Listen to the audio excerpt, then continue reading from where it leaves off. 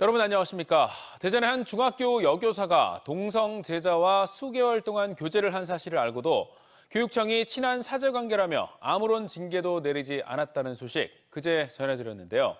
학생의 가족들은 지난해 11월부터 부적절한 관계에 대한 구체적인 정황을 알렸지만 교육청이 이를 묵살했다며 분통을 터뜨리고 있습니다. 교육당국에 이어 경찰마저 처벌이 어렵다며 난색을 표하면서 가족들은 절망의 시간을 보내야 했습니다. 이수복 기자의 보도입니다. 대전의 한 중학교 여교사가 제자와 동성교제를 시작한 건 지난해 9월부터. 딸이 여교사와 동성교제 중이란 사실에 수개월째 밤잠을 설쳐온 학생 어머니는 그저 친한 스승과 제자 관계로만 봤다는 대전시 교육청 해명을 TJB 보도를 통해 접한 뒤 분통을 터뜨렸습니다. 지난해 11월 처음 교육청에 민원을 제기했을 때부터 사제지간을 뛰어넘는 부적절한 관계에 대해 언급하며 조치를 취해달라고 했지만 교육당국이 제대로 들으려 하지 않았던 겁니다. 남자친구를 사귀었으면 좋겠는데 왜 여자애를 사귀고 있냐.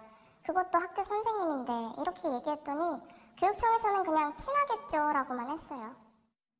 이후 조사 과정에서 증거자료 제출 요구도 전혀 없었습니다.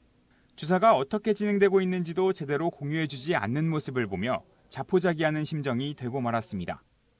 모든 증거가 있냐 이런 거 물어보지도 않았어요. 교육청에 말할 게 아니구나. 이건 어떤 해결도 안 되겠구나 생각해서. 경찰에 털어놔도 돌아온 건 동성제자와 교제 중인 교사를 사법적으로 처벌하기 어렵다는 말뿐이었습니다.